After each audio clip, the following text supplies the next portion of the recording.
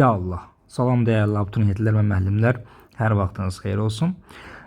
Test toplusunda belə bir sual var idi. Hər kəsin iyrəndiyi bir sualdır.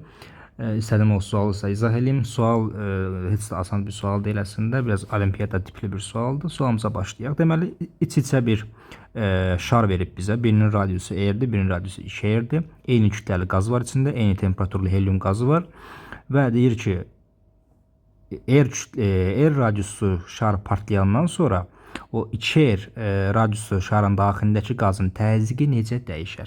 Deməli, birinci növbədə bilməli olduğumuz nədir?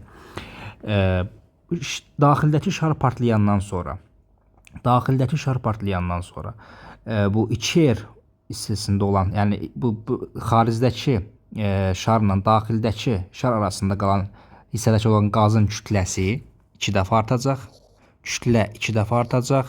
Sonra konsentrasiya, maddə miqdarı 2 dəfə artacaq. Həmçinin konsentrasiya 2 dəfə artacaq və molekulların sayı da 2 dəfə artacaq.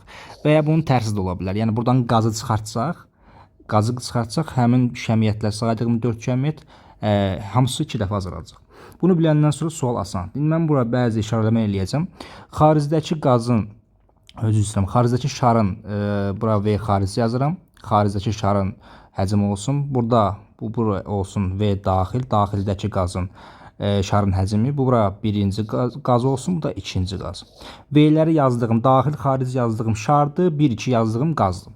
Deməli, birinci növbədə mən xaricdəki və daxildəki şarın həcmini tapım. Birinci V daxil.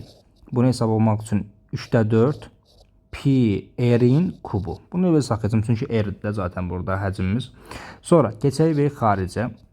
Həmin şey yazaq 3/4 pi vurulsun 2R-in kubu. 2R daxil orada. Buna V desəm bu olacaq 8V. Aha. Bura dayanaq. Niyə? Çünki uşaqlar, bu hissə çox maraqlı hissədir.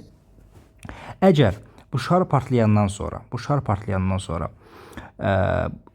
mənə lazım olan hissə hansıdır? 2R olan hissədə qazın təzyiqinin dəyişməsini tapmaq lazımdır. Baxın, bu 2R olan hissəyə baxın. Hansı hissəyə düşür bu? Baxın, daxildəki şarla xaricdəki şarın arasına düşür.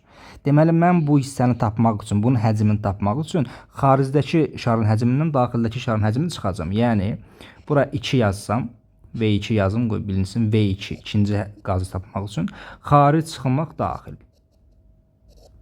Bu da eləyəcək 7V. Bunu belə saxlayıram. Bəs indi bu şar partlayandan sonra V2 1 yazsam daha yaxşı olar. Bəs partlayandan sonra V2 2. Partlayandan sonra ikinci halda qazın həcmi nə olacaq? Yəni şarın həcmi bütöv nə olacaq? 3/4 pi vurulsun 2R olacaq. Artıq daxildəki o R ləğv oldu, qaldı 2R. 2R'in kubu. Yəni oldu 8V. Bayaq demişdik 8V. Bunu belə saxladım.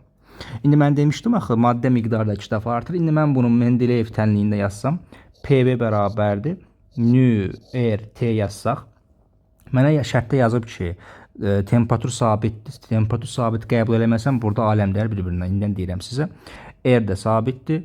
Universal qaz sabiti. Qaldı burada. İndi mən deyir ki, necə dəyişər? Yəni, partlayandan sonra ikinci halın birinci hala nisbətən yazaq. P2 böl P1 yazsam, bu olacaq nə? Nü2 böl Nü1 maddə miqdarının ikincinin birinciyə nisbəti vurulsun. V1 böl V2. Bu da üstündən çıxacaq. İndi maddə miqdarı 2 dəfə artırsa olacaq 2. Qazın bəs şarların həcmi dəyişib. Birinci olub 7V idi. Qazın həcmi 7V idi. Sonra partlayandan sonra nə oldu? 8V. Bu da olacaq 7 bölmək 4. Bu qədər uşaqlar. Sağ olun, salamat qalın.